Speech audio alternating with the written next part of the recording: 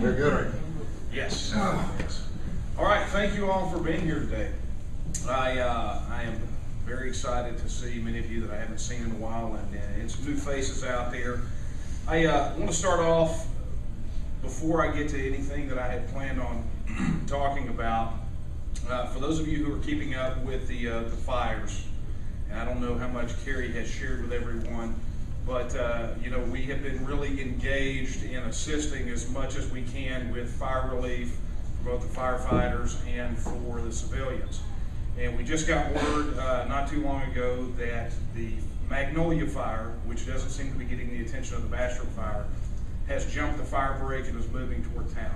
So this is definitely start thinking that direction about how we can assist those people. There is not a general call for firefighters right now, but we're keeping an eye on it, and our guys that are in the TNM that are trained are ready to go. So, but let me move on, because we've got to accomplish something here today. And I know this water is not going to last me.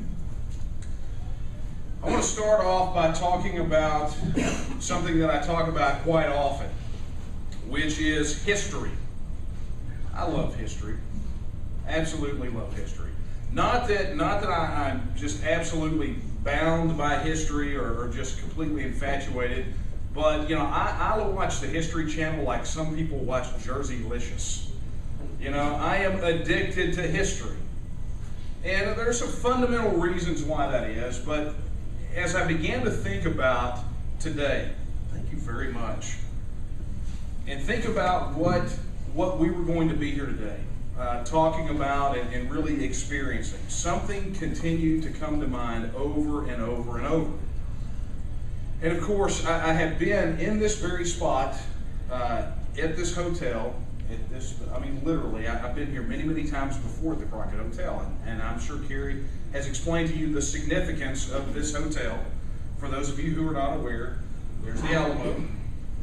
But many, many years ago, this was the Alamo.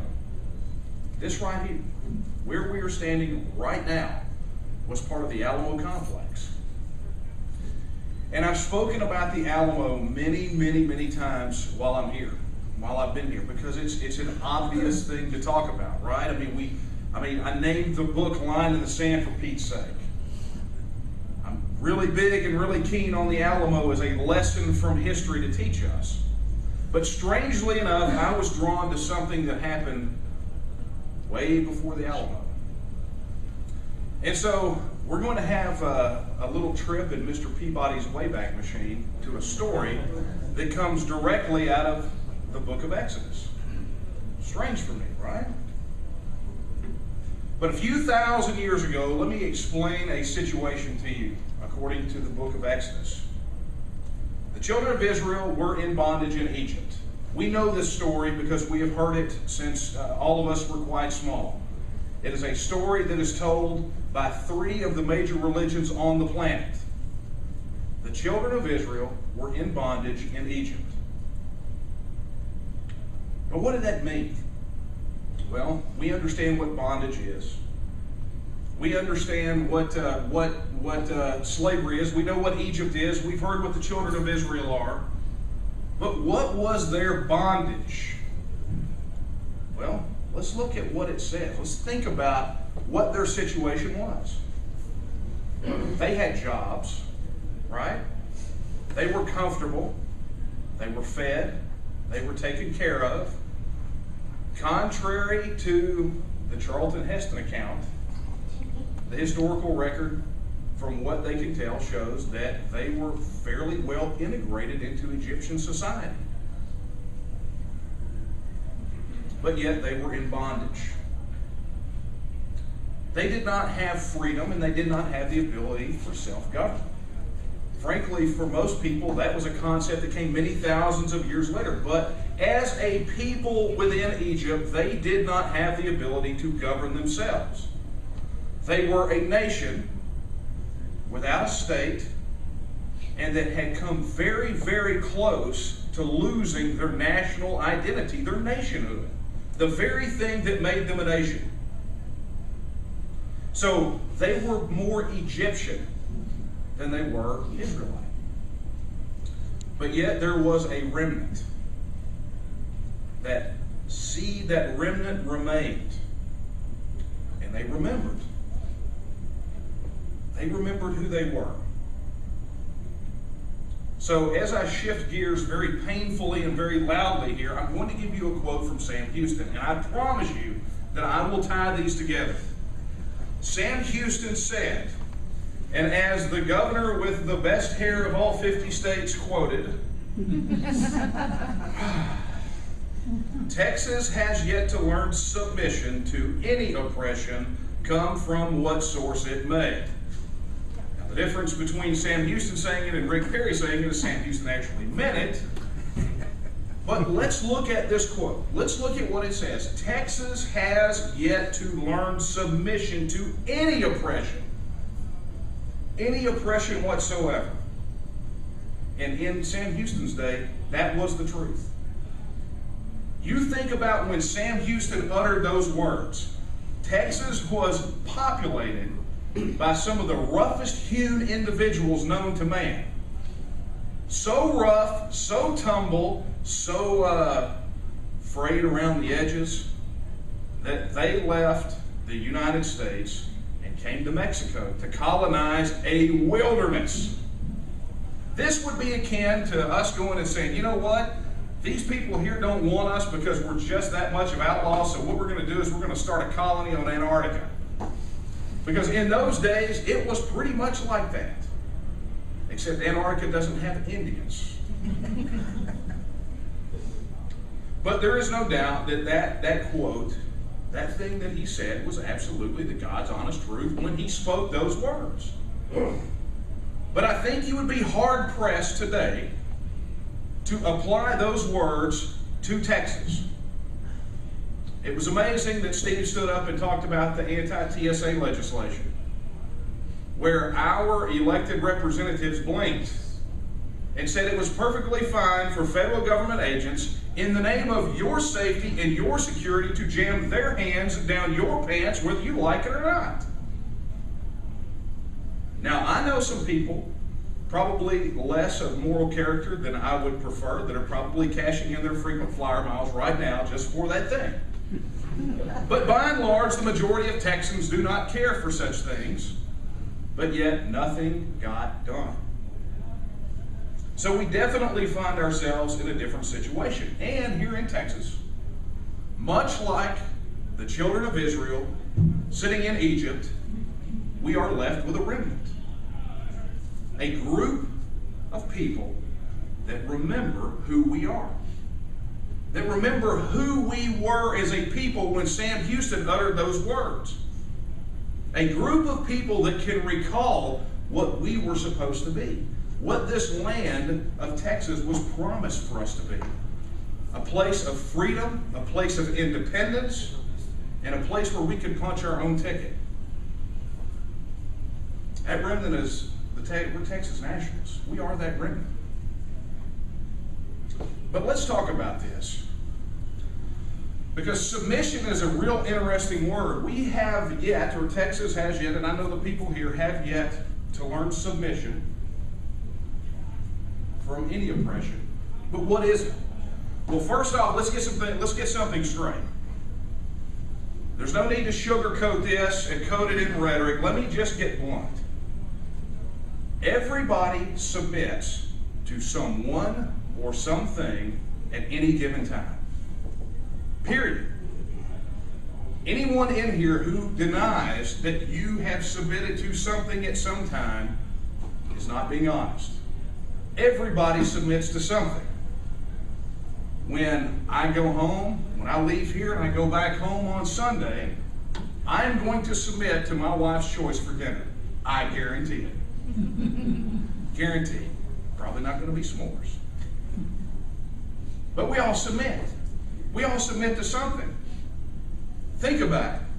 When you are asked to submit, when the chance for submission comes about, you typically rate it in one of two ways. Number one, how much pain it's going to cause you. Or number two, what benefit you will derive from submitting to this thing. That's how people weigh these things out. It's human psychology and human nature. Which brings me to right here. This ground that we're standing on right here. I always bring it back around to the Alamo when I'm here. I wonder why. There are people that came here.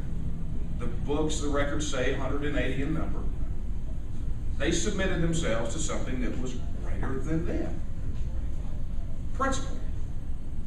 The entire Texas Revolution was about submitting to one thing or submitting to another.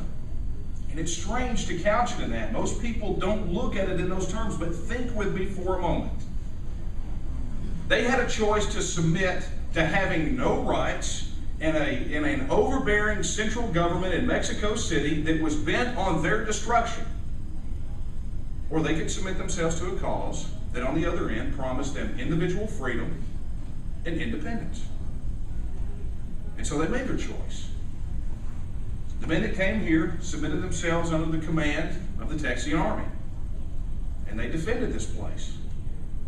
They had opportunities to leave, but rather than submit to fear, they submitted to principle. So we all submit to something. Right now, the vast majority of Texans, people all over, and we could hear this from what Sergey said earlier, they have made a choice to submit to a system. They have submitted to a political, a cultural, and an economic system. Look around. Think about the general sense of apathy you see from people nowadays when it comes to the topics of politics, the economy, or culture. They have grown weak under the submission because much like the children of Israel in Egypt, they're comfortable, they're fed, they work, so they submit. Because any thought of not submitting to that brings pain. The benefit is they get all of those things and they get to be comfortable. But the cost is that if they decide to shuck that submission and move some other direction, there's an uncertainty that exists. So this brings me to this, and I'm going to move through this as quickly as possible because you guys have been here for a while. But the question that arises, when you put that in the context of Texas, how did we get here? How did we get from Sam Houston on one side, who said that Texas has yet to learn submission, talking about the Texas people as a whole, to having a remnant? A remnant. How did we get from there to here? How did we fall so far, so fast? And I'm talking about Texas here, folks. I'm not talking about America. I'm not talking about Maryland. I'm not talking about Massachusetts. Let them worry about it. Show me the quote that says that Massachusetts has yet to learn submission to oppression. Show me the quote. Texas is what I'm talking about. But how did we get from Sam Houston to where we are today? Well, you see, it's a choice, right? Submission is a choice. What you submit to, you have a choice in. And what they have done is they have established coercion masked as choice. You know, they've taken us and they've told us repeatedly from the bully pulpit, on all the news channels, the politicians, everybody else, this system of political and economic and cultural control tells us. They look at us and they point their finger right in our face and say, you, as a Texan, are not educated enough to understand how to govern yourself. Leave it to the intellectuals. They tell us, you don't have all the information to make a choice because you're just not smart enough to do it. So leave it to the politicians. We've got this one figured out. They say, hey, You don't know anything about culture. You Texans don't know anything about culture. Come on, let's leave it to Paris Hilton and MTV to figure that out for us. They know what's really going on. You don't know how to speak. You don't know how to talk. You're a Texan. Let's listen. Let's go get some tips from the Home Shopping Network on what we ought to wear. They tell us, and they mask it as something for our benefit, but it's coercion. Because in essence, what they are really saying is quite simple. Submit. Submit to our governmental system or else. Submit to our false economy or else. Submit to our culture of greed and destruction or else. Submit to our version of your history or else. It's coercion. Think about any time that you have stepped outside of the box. Think about it. What do they say about you? What do these people say about you that they've been programmed to say? What do they say about you?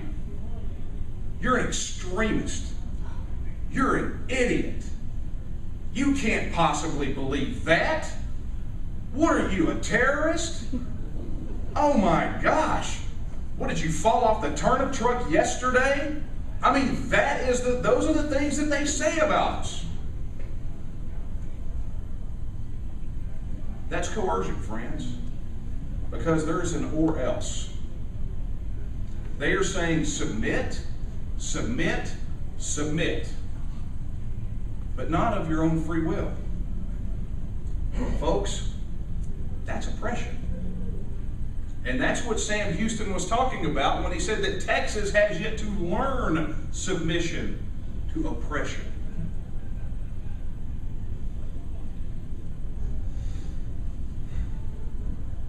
But somehow Texas learned it. And here's the remnant. A nation without a state. A nation that is close to the very verge of losing its identity. But we are the remnant. What's amazing is people around the world can see something about us that we don't see about ourselves. They know that we're a nation. They know that we ought to be independent. They know that we can survive. They know that we can thrive. They know that we can be prosperous. They see something shining in our eyes that most Texans look in a mirror and cannot see for themselves. Because things have always been a certain way, and they should continue to be a certain way, because it's comfortable. But as I said before, submission is a choice. It's very interesting. I had a conversation with somebody not too long ago. They said, I submit to two things in my life. I submit to God Almighty, and I submit to the U.S. Constitution. I said, well, very nice. Very glad for you.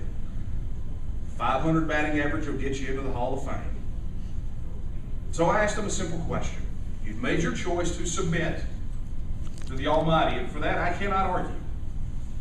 But you've also made a choice to submit to the United States Constitution. So which Constitution is that? Is it the Constitution as it was originally passed? Is it the Constitution as amended? Is it the Constitution no matter how they may change it in the future? Because remember, it only takes about 2/3 of the game to change it up. And people that say that I submit only to God can now be executed, if that's what they so choose. Submission is a choice. And I don't choose to submit to something that can be changed. You see, as a Texas nationalist, I have made a choice to submit to a set of principles. And I have made a choice to submit myself to fight for the embodiment of those principles in my lifetime, and in such a lasting way as that it will carry through the life of my children and their children and future generations. I made my choice to submit. I choose to reject the demand that I submit to a system that is false. I choose to reject and submit to a system whose only goal is to perpetuate the myth that it is superior to us. that continues to live under the illusion that it is our master. I reject it, and I will not submit to it. You see, I choose to submit to the greater cause of liberty and Texas independence. That is the choice that I have made, and I choose to submit to the same principles for which the blood of my countrymen was shed on this very piece of ground right here. The principles of individual liberty and Texas independence. That is what I choose to submit to, and nothing else man-made. That principle, that Texas should be free and independent, not today, not yesterday, and not just tomorrow, but forever. I quote a letter, and I quoted it many, many times before. In 1835, in October, after the Battle of Gonzales, the Committee of Safety wrote a letter to the people of Gonzales asking them to make a hard choice. They had to make a hard decision. Do we fight Mexico, or do we go ahead and, do we just go ahead and submit to the tyranny? And there was a phrase in there that has hung with me ever since I read that letter. There were many, but this one is very important. It says that right principles do not change. And I feel pretty confident that I can submit myself to right principles. And I can submit myself to a fight that carries out those right principles and protects those right principles and keeps them safe in memoriam. But this brings us to a very interesting part in our journey. Because for Texas to be free and independent, because remember, that's what I've submitted myself to for 15 years. But it's not just about me. It's about Texas. And for those principles to be in place, and for Texas to be free and independent again, and to go back to those words that Sam Houston said, Texans will again have to be Texans. And that's kind of hard to say. You go up to somebody and go, hey, you're not being very Texan, you're liable to get punched in the mouth. Okay? That could happen. But it's the truth. And strangely, it winds our journey back to Egypt. You know, the Hebrew word for Egypt and bondage are virtually the same. Those words in the Hebrew language are virtually the same. When you hear in the Hebrew language someone say bondage, that was the word that carried over for Egypt, because that was their thought. Okay, so how did they get from that scenario that we talked about to having their own nation? How did that come about? Well, I'm not going to give you a vacation Bible school lesson. I'm going to hit the high points. Most of you already know this story. Moses goes into the Pharaoh, let my people go. The Pharaoh says no. The stick goes on the ground. It's not impressive to the Pharaoh, so God sends the plagues. He was kind of hard-headed, you see, just a little bit. Finally, he says, all right, yeah. Okay, look, you've killed my firstborn son. There's frogs everywhere. You know, the locusts are great, but look, just, you guys go.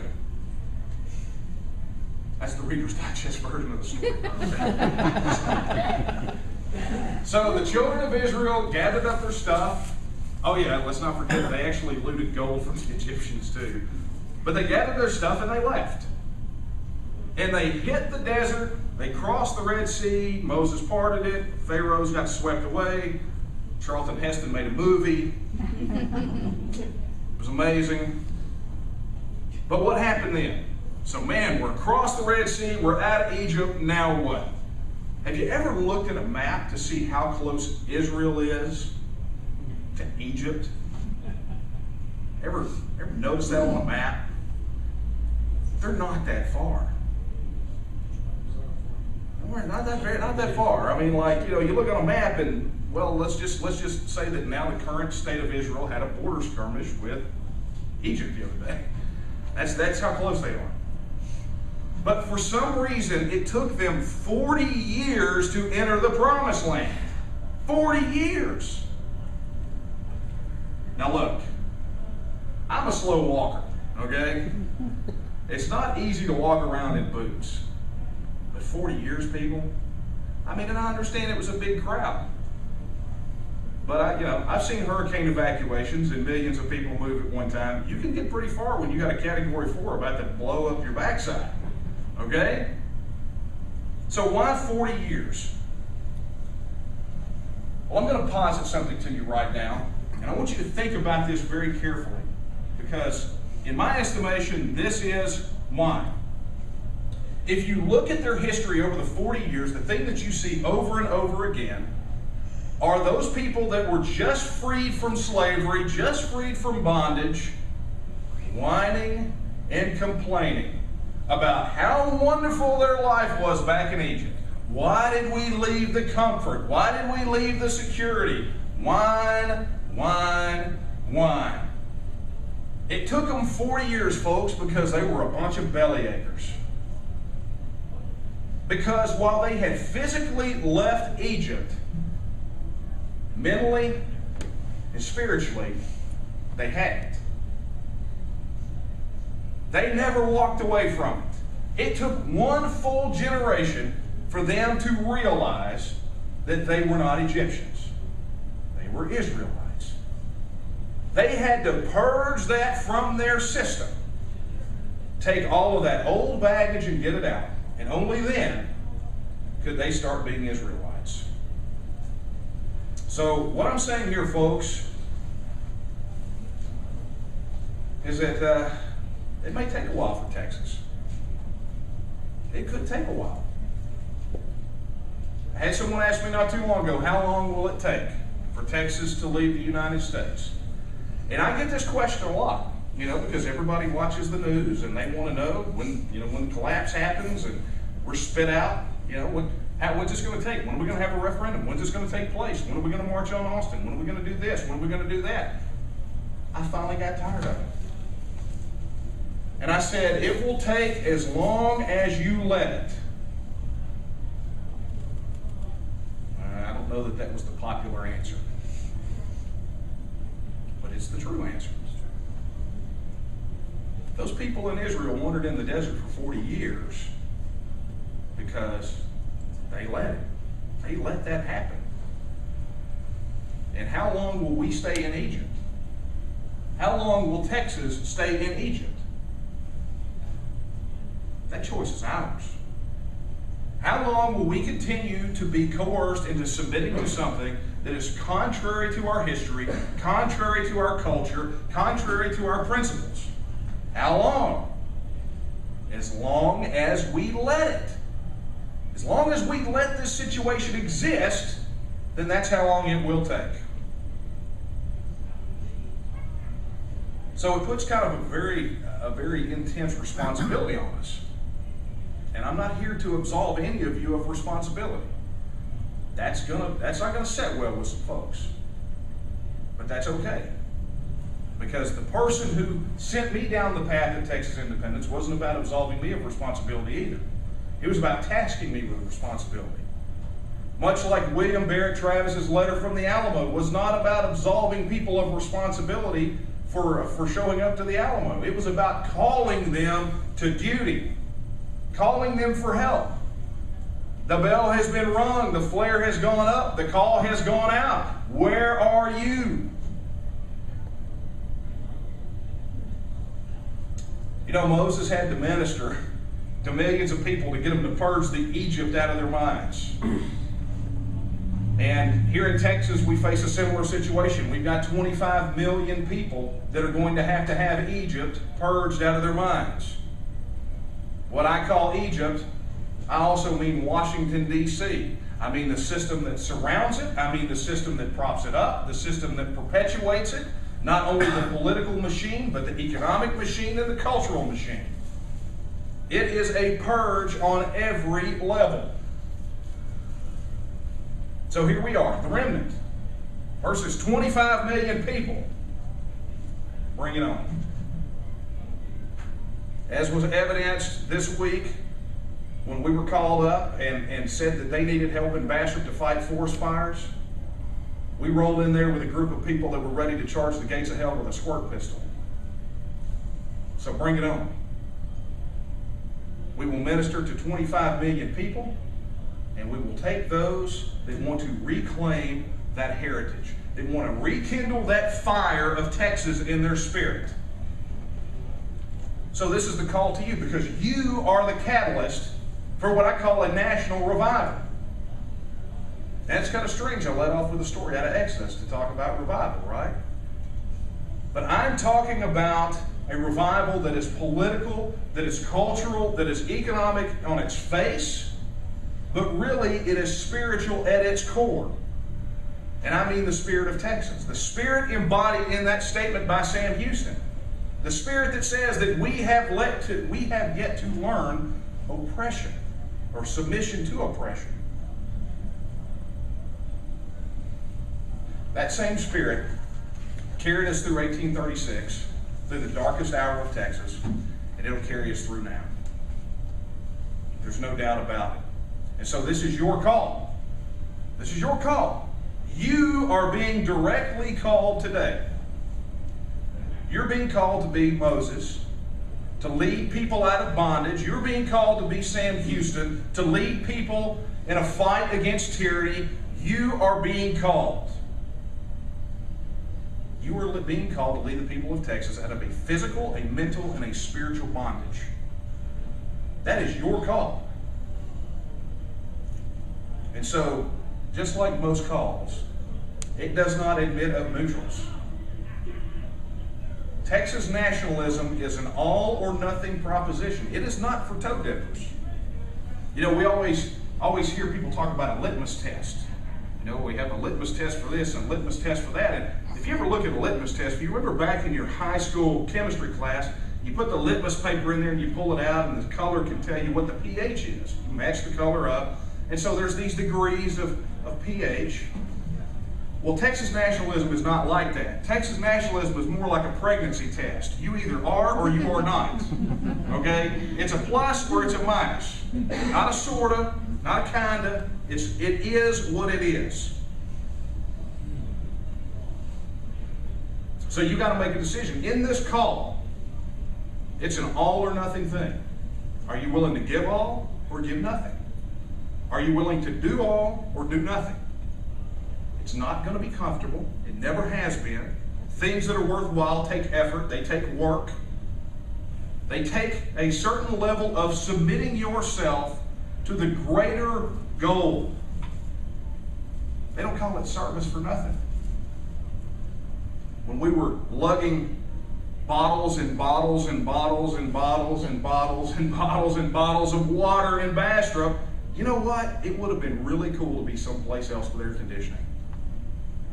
But that's why they call it service. I submitted to the task that needed to be done. All of us that went submitted to that task. Got it done. At the end of the day, we did good to serve a greater good and a greater cause. So as I said, this is an all or nothing thing. These are the times that we live in, and this is the choice you have to make. You are being called for something that is all or nothing, but it is the greatest calling that you will have in the historical times that we live in. You're being called. So I can tell you from my perspective, August 24th of this year was the 15th anniversary of when I started down this road. And it has been a roller coaster ride, and there are always ups and downs. But it doesn't matter, because this is all or this is nothing. And so I'm here to tell you right now that as long as there is fire in my eyes and breath in my lungs, everything that I have and all that I am and all that I will ever be will go into embodying and fulfilling these principles, to restoring freedom for each and every one of us, for making Texas a free and independent nation, and so that we can lock arms and walk together into the land that was promised to us by the very people whose blood soaked this ground. And on that day of independence, I believe beyond a shadow of a doubt that we will look back on the ashes of our very own Egypt, and we will ask ourselves the question, why did it ever take us this long? What in the world were we thinking when we stayed so very long? And we will know beyond a shadow of a doubt, that in our day and in our age, for people that believe in the principles of freedom and independence, that Texas is the promised land. Thank you.